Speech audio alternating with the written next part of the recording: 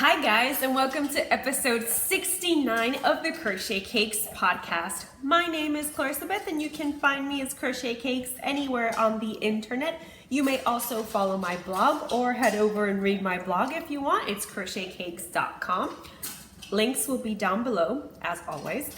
You may also message me directly at crochetcakespodcast@gmail.com. Please join the Ravelry group where we are currently hosting the Mischief Managed Mal, and that is a Harry Potter related mal that is running up until the 31st of October, which is when the trolls visited the dungeon in the first Harry Potter book and movie.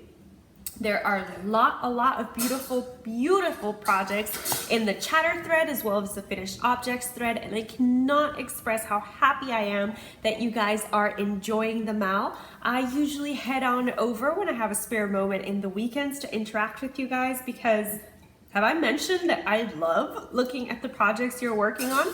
So please do not forget to use the hashtag Mischief Managed Mal or Mischief Managed Cow because I was, apparently not making much sense when I first created the hashtag, and I created it under Mischief Managed Cow. But then I also created the one for Mischief Managed Mal, so I think we're pretty much set there. Guys, it is already almost the middle of October, which is supposed to, be autumn everywhere in the northern hemisphere. Except, the tropics and, yeah. Anyway, I guess what I was trying to bring up, it's supposed to be autumn, right, guys? It's not autumn in Florida. We have no inkling of cool weather whatsoever. It is still very hot, and today it was particularly rainy. And in case you're interested, today is Tuesday the 7th. What day is it? Today's Tuesday, the 8th of October. Tomorrow is Wednesday, the 9th of October, and it is my sister's birthday. So happy birthday, sister, even though I know you do not watch this podcast. I'm still wishing you all the best and sending you many hugs and many kisses. Oh, and I actually sent the gift early this year, so I know you already got it, which is exciting. What else can I tell you guys? I guess this is the second time I attempt to record this podcast because the first time I kind of forgot I was baking a brie. And then I was gonna come back and finish recording, but I got distracted with eating the baked brie and having a glass of wine and, spending a little crafty time. One second, I think the dog is trying to open the trash can and get inside there, so I'll be right back. Yes, my dog was trying to open the trash can. So our trash can right now, I love it because you kind of slide it out and you have your garbage trash and then your recycling and then you just slide it back in. Well, the dog, I have a Shiba Inu in case you didn't know, he's too smart for his own good, and he kind of figured out that if he, uses his little snout and starts like pushing it, he can get the garbage compartment open. And he loves to dig through the trash because, he doesn't get fed enough, apparently. But anyway, as I was saying, I got distracted with eating dinner and spending a little tiny bit amount of time with my husband. So I didn't remember where I left off, honestly. And I figured it's just best to start all over again with a full stomach and in some cheerier spirits, even though I was quite cheery because I love chatting with you guys. It's always a great time when I can sit in front of the camera and pretend that this is live TV and you are hearing me and interacting with me as I go along. But I mentioned that it was October, right? So it's Socktober as well. Pumptober, if you're really into the pumpkins, which I am, but I have yet to bake a single pumpkin related dessert. Dessert, because I did make butternut squash soup. So there was that. I guess that counts as a squashy pumpkin-y, right? And speaking of pumpkins, I think it's only fitting that in the month of October, I share with you one of the first finished objects that I have for today's podcast, which is a pumpkin or a Pumapple is what I'm calling it because it really kind of does look like an apple. So this is the ribbed pumpkin pattern from Meg Made with Love, and she has a really tall pumpkin, and I kind of didn't like how it was looking, so what I did was I inserted the yarn end after cinching it together. I inserted the yarn end straight through the entire pumpkin and I pulled it taut, and then I inserted it again and I pulled it taut. This was, of course, after I had stuffed the pumpkin. And I made it using Lion Brand tweed stripes, and it's in the Wildfire colorway, which is a gorgeous colorway that has strands of reddish orange, some burnt orange, some mustards, golds, and some burgundies in there. So it really does look like the perfect fall colorway. So that's what I used to make the pumpkin. And this was supposed to have a lot of sister and brother pumpkins crocheted, of course, but that hasn't happened. I only have one crocheted pumpkin so far, and I was attempting to kind of do another one. No pattern, just you know, pumpkin. I have no explanation for what I was trying to do, but clearly I have not finished it.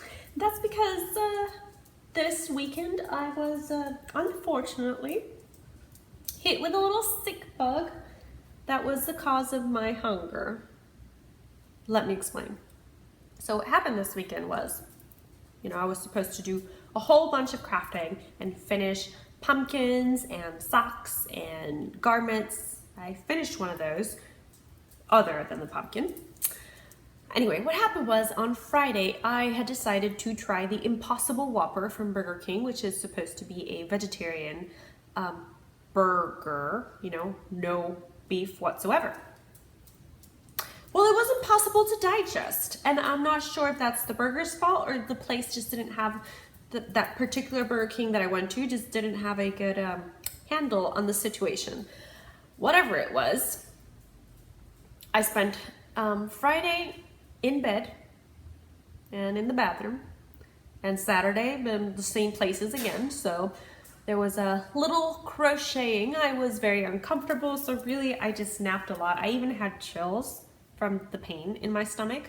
So, Edison gave me some stomach pills, and I got through. On Sunday I was already feeling a lot better. So on Sunday is where I did this particular bunch of crochet, which allowed me to finish my first entry into my own mal, which is the Mischief Managed mal.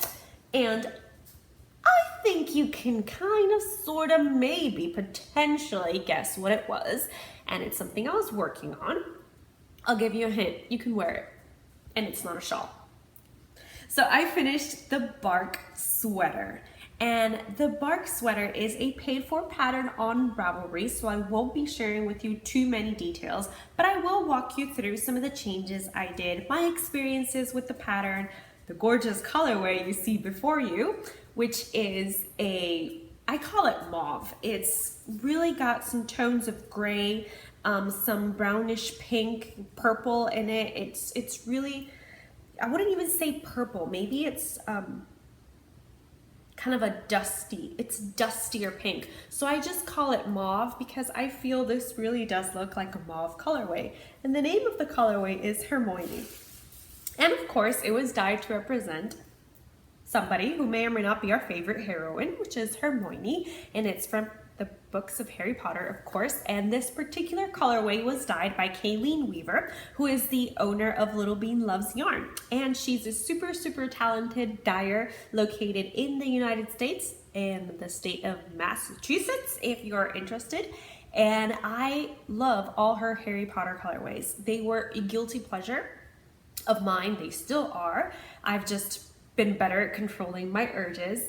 And incidentally, one of the prizes for the Mischief Managed Mal is a hank of the prongs colorway, which I bought off Kayleen because how perfect is it to have a mischief managed mile and have one of the prizes be the prongs colorway? I cannot think of a better prize. But anyway, back to my bark sweater. It is in a kind of a tweed base. There is some Donegal neps in here, but it's mostly merino and, you know, the neppy part of it. I don't know what the makeup of that is. I'm sorry. And I don't really have the ball band with me either to share that with you. Now, if you are looking at the screen, you will notice that the top part of the sweater and the bottom part of the sweater, while complementary, are not exactly alike. Now that was on purpose because I had 3 hanks of yarn from 2 different dye lots. So I decided to leave the top portion of the sweater and the sleeves with the same dye lot number 2, and to have the bottom of the sweater be dye lot number 1. Now the main difference is that the top part of the sweater and the sleeves have more of the gray undertones, and the bottom part of the sweater has more of that dusty rose, brownish undertone. But they're still complementary, they're still the same colorway. I could have, of course, avoided this, alternating my hanks, but I just didn't feel like doing that, and I'm never particularly bothered when I don't alternate hanks unless the difference in the colorway is super obvious that even just looking at the hank you can tell they're 2 different dye lots.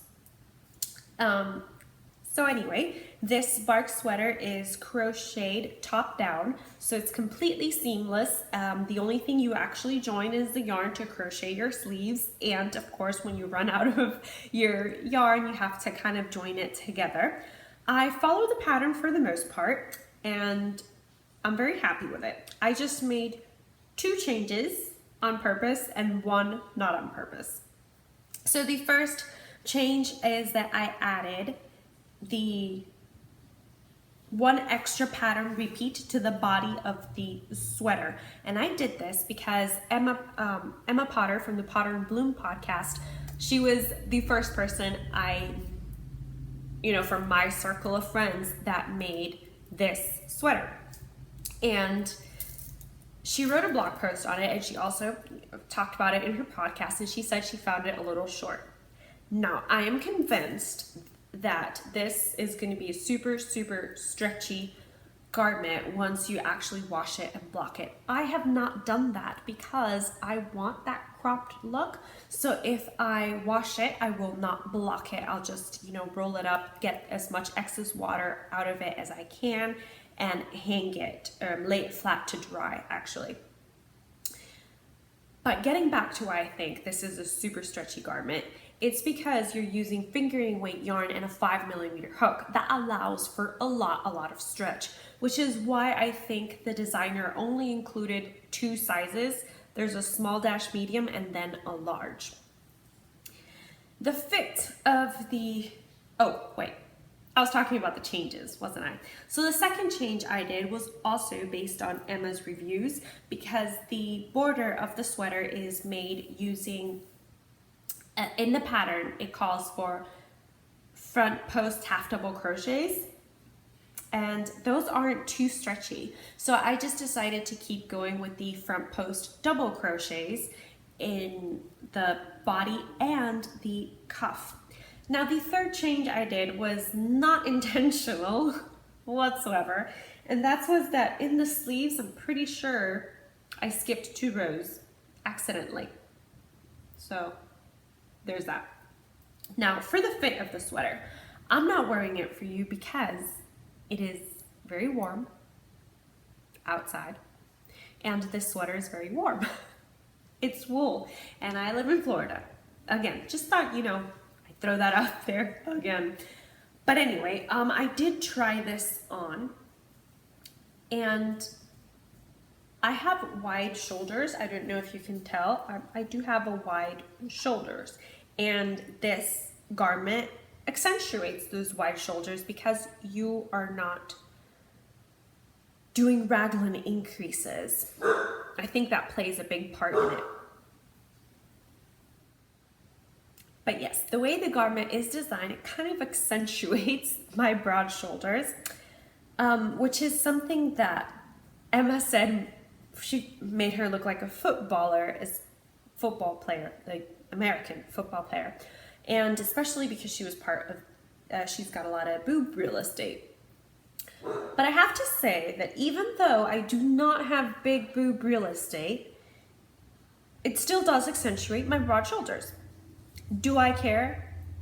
No, because I had a lot of fun crocheting this sweater and I will use it when I can, you know, living in Florida, but I will use it when I can. And I just really, really fell in love with this garment. I would probably make it again. It was, like I said, it was just fun and it was entertaining. And it's one of those sweaters that looks really complicated to make. But when you actually sit down to make it, you're like, oh, okay, I got it. Now, there are, after a certain number of rows, she does say continue in the established pattern. That didn't really bother me because I picked up the pattern really quickly, but if it's something that might take you a while, then I would suggest writing down what your repeats are. They're about 6-row repeats, so it's really easy to learn, really fun to make, and even though you're using fingering weight yarn, it works up pretty quickly because you're doing it on a 5mm hook. Now, I'm just folding the sweater so I can kind of show you how squishy this garment came out to be. I am literally squishing it, and you can see that it just bounces back. It's beautiful. It is beautiful. So those are my only 2 finished objects, the bark sweater, which I am super happy with, and my little Pumapple, which is a pumpkin / apple, because you know, this one could go either way. So I really only have something that's kind of a finished object, but not really, because it's a finished motif of what will one day be a finished object. And that is this little square of cotton that I have here. This motif, it's based on a vintage stitch and it's a quilt square, but it doesn't really have a name. I'm calling it the flower quilt square because the center is supposed to look kind of like a flower. It's a little hard to tell when you don't have a solid background to put it up against, but I've been working on this one for a while and I wanted to work it up to kind of do a blanket with you guys. The reason I hadn't done so is because I was not understanding the instructions. There was just somewhere along the way that I was going wrong with the pattern. And the pattern is supposed to have more rows more rounds than what I have here. This is about a 12-inch square actually, and that's why I stopped adding the rows. It's a 12-inch square and it uses 70 to 75 grams of yarn depending on your tension just for this one square. And I didn't really want to have use 100 grams for this project because depending on what cotton yarn you're using, not all of them come in 100-gram hanks or balls or whatever. This particular sample, I crocheted it using Drops recycled denim, and this is a worsted or Aran weight yarn. I used a 5mm hook, and you can kind of see how lacy it looks, so I think it will block really, really well. Having said that, I have not sat down to write the pattern. I know what it is. I mean, I've translated it kind of from the vintage instructions, and I am working up on another sample, taking pictures as I go along. So that's kind of what slows the process down, having to take pictures while I work it up, because I have to wait for good lighting, I have to adjust my light, I have to do all this sort of just like accommodating, that's the word, to be able to do this photo tutorial for you guys. But other than that photo tutorial, I haven't really been working on a lot of projects. I'm Haven't really worked much on the open socks. I'm about halfway through the foot. So that's exciting, which means hopefully by the end of the month of October, I will be done with the foot of the sock. Which doesn't say much because I wanted to have 4 pairs of socks done. That's why I started in June or July or August. Whatever month I started in, I thought I had enough time to make 4 pairs of socks. 2 for my mother, 1 for my sister, 1 for Edison, and then finish my birthday socks, which have been on the needles since March. But I'm a slow knitter and I don't always want to knit. I have to admit that usually on my free time, I'll either grab a book or a crochet hook, not necessarily a knitting project. But having said that, I'm just trying to think of what other things I wanted to talk to you today.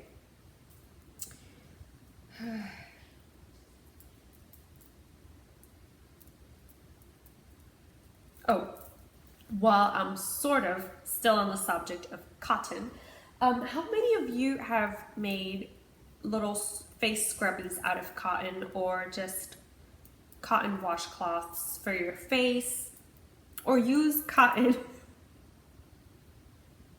for to substitute cotton balls or cotton swabs so you can reduce your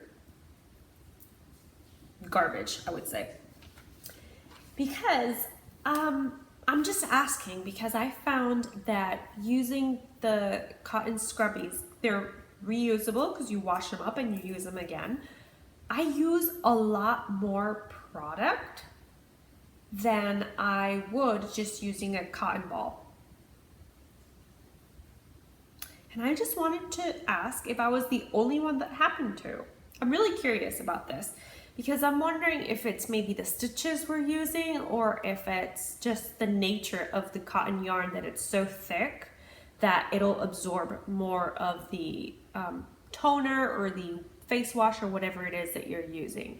I have made cotton scrubbies just using a combination of single crochets and half double crochets, extended single crochets and puff stitch, and I make mine in the round. Not that I think that matters for density purposes. My favorite definitely have to be the puff stitch scrubbies just because they're a lot softer and gentler on my face, but they do absorb a lot more product than the extended single crochet scrubbies, which are my second favorite. I'm not showing these scrubbies to you guys because they're well used. They've got mascara stains. They're well used, okay? We'll leave it at that. But I just wanted to put that question out there before I moved on from the subject of cotton and towards the subject of Christmas gifts, which is what I was kind of complaining to you about. I have started another one, Christmas gift. I mean, not a complaint, a Christmas gift. Now, I don't know if you remember the previous podcast, I had shared with you that I bought this kit from Lion Brand to make a men's vest, and it is a jeans yarn. It's the yarn that was included in the kit, and this is the stovepipe colorway.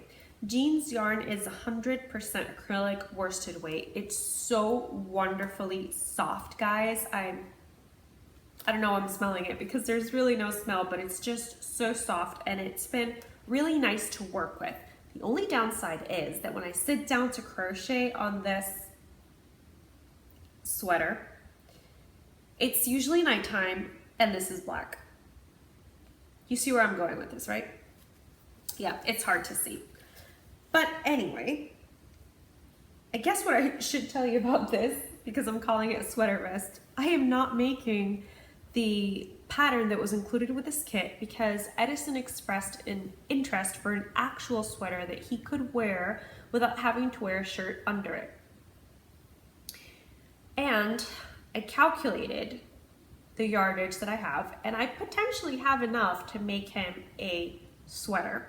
He usually wears a men's medium, and I have 1,300 yards. If I use it well and don't make any horrible mistakes that cost me yarn, I should be able to make him a sweater out of all this yarn. And if not, it's commercial dyed yarn, and Lion Brand still makes this colorway. They still have this range, so I can easily acquire it. So what am I making with it, I guess? Well, right now it's just a little collar. That's what you're seeing here. This is a raglan increase sweater, and I'm using the extended single crochet stitch because I want it to be condensed enough that he wouldn't have to wear a shirt under it if he didn't want to, but comfortable enough that he could wear it in air conditioning and not need to be in the middle of winter. So for me, this would kind of fit me. It would just be very baggy. But I did measure his neck, and I'm using a sweater that he already has, one that he wears a lot, and comparing what I am doing or how I'm working it up with that sweater. I think I did 70 or 72 chains. I wrote it down because I am planning to share this with you guys, not as a formal pattern, more of a recipe for a men's garment, because I find that there are very few men's garments out there. But really, this would just make it a men's garment because of the color that I chose, and because it's going to be really plain and just straightforward sweater. Nothing texturally interesting about it, or I may change my mind. I was thinking of doing the cuffs and the rib in front post stitches, because after having worked the bark sweater in front post stitches, I fell in love with them again. I honestly see their appeal. And the other projects that I'm slowly working on, and I do mean slow, is the fall scarf. And I haven't shown that to you in a long while, and it's living in this beautiful Paris bag that I had made for the shop, but it never sold, so I kept it for myself. And, sorry, this is what it's looking like, guys. Yeah, right now it kind of looks like honestly, so I could almost use this as a lap blanket. It is that wide, but it is unfortunately still nowhere near long enough. I am using acrylic yarn as the pattern calls for. This is a design by Emma Potter, and it's included in her Hanging Rock designs on Ravelry, but I am sure that you can buy the fall scarf pattern on its own if you wanted to. I'll include the link down below. As I said, the pattern calls for acrylic yarn, and that's what I'm using. I'm not using the acrylic yarn called for in the pattern. I'm using Karen Simply Soft in the, I think it's the bone colorway, and also the granny, yeah, it's the bone colorway. That's this cream color. It's just a neutral cream, and I love it. And I'm also pairing it up with chartreuse. Yeah, because if you know me, you know I love chartreuse. So that's what I'm pairing it up with, and I'm really liking the combination, but you guys know me, you know I like neutrals with zingy color combos, so that's what I'm going for. It's the project that I pick up every now and again, but I really don't want to have this eternally on my hook needles. So I'm trying to work it up, see where I go. The pattern called for 4 balls of Stylecraft Special DK, I believe, in the color Parchment. As of yet, I've only used 1 ball of the bone colorway, so I was secretly hoping to be able to get away with just using 2 balls, because that's what I currently have. But we'll see, and you'll of course see the result with me. Did I mention this is so squishy? Oh, I forgot to tell you what needles I'm using. I am using US 8 5mm needles. These are Clover bamboo needles, and this specific pair has been chewed on by my dog. I don't know how well you can see that. But they've been chewed on by my dog. I was petting him and I was like, oh, he's staying so still because my dog doesn't really like to be pet. Yeah, he was staying still because he was chewing on my knitting needles. Love dogs, right? Gotta love them. Those are unfortunately the only projects I've been working on. And I say unfortunately because, as always, there is plans for 10 million things and I'm gonna have to make the time for them because I do want to complete them before the year is out. But that is all I've been up to crafty wise. You already heard a little bit about my dilemma with Autumn and my dinner dilemma as well. The other thing I think I wanted to share with you guys was that I did a thing, guys. I did a thing.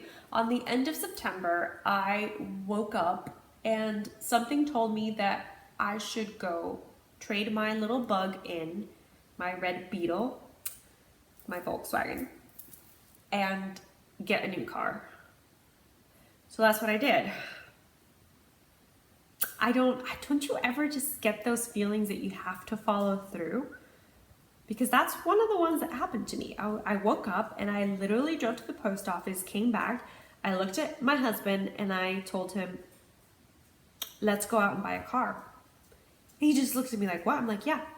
Something tells me that I need to trade my car in before something horrible happens to it and then it has no trade-in value and get a new car. So that's what I did. And I now drive a gorgeous Kia Soul, which I'm very, very happy with. Not that I wasn't happy with my Beetle, because I was.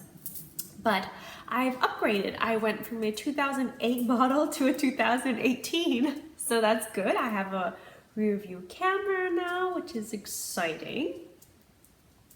And I think Ichiro likes it. He hasn't complained a lot about it, which is something he used to do with my bug. Every time I was going to take him to doggy daycare, because he goes to doggy daycare once a week.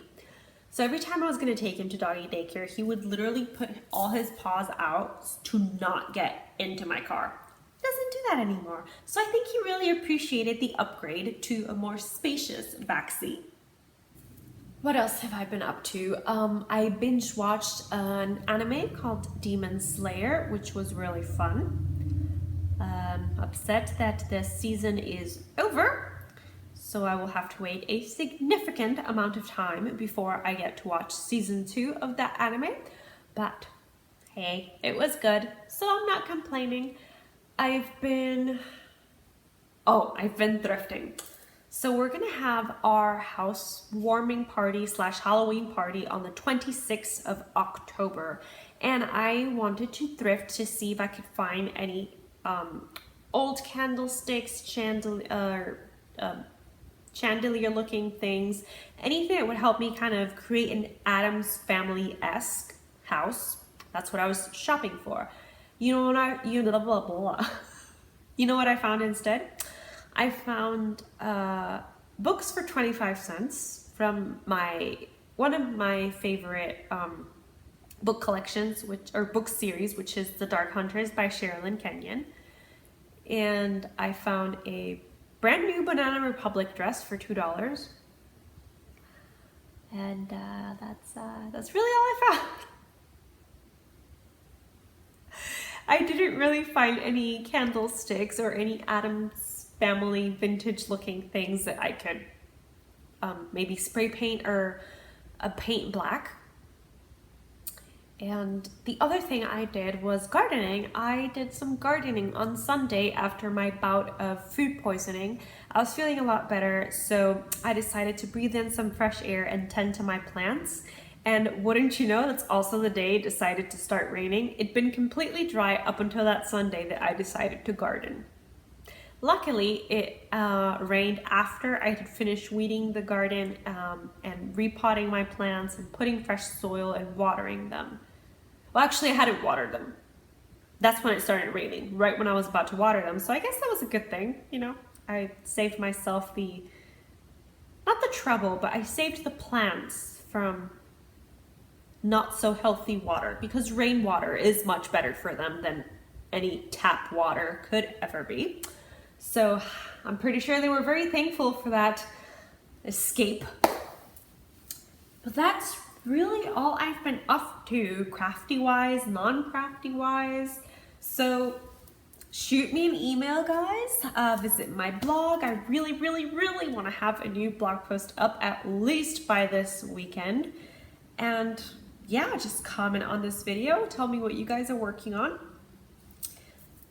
Tell me if you finished any objects for the mail and you haven't put them on Ravelry yet, because I do check Ravelry, guys. Don't feel ignored. I do go there and check that chatter thread and comment. And I go through the finished objects thread and hit the like button. Sometimes I hit it twice and that kind of unlikes it. So I really have to remember that. If you are participating in the Mischief Managed Mal, please do not forget to tag me on Instagram or use the hashtag Mischief Managed Mal or hashtag Mischief Managed Cal. Either one of those are valid. I do check them every now and again just to keep in touch with you guys, because otherwise I'm just a crazy girl talking to a camera, and that doesn't feel as comforting as being the crazy girl talking to a camera but reading your comments and knowing that you watched the video. So yes, don't forget to comment, guys. If you like this video, then if you want, give it a thumbs up. If you haven't subscribed but like the content I'm posting, then please subscribe to the channel. Please join the Mischief Managed Mal, even if you're not a Harry Potter fan. If you manage to connect it to Harry Potter in the spirit of Halloween or Samhain or All Hallows Eve, then please do so. That would be it from me here today. I have to go pack tomorrow's lunch, because tomorrow's Wednesday. I have to go play with my dog and reassure him that he's not alone in this world, even though his playmate has not been over to play with him for the better part of 3 days. To him, I'm sure it feels like a lifetime. So I'm gonna let you guys go and get back to your crafting. I'm gonna, get back to my non-crafting. But either way, happy crafting, guys. Bye.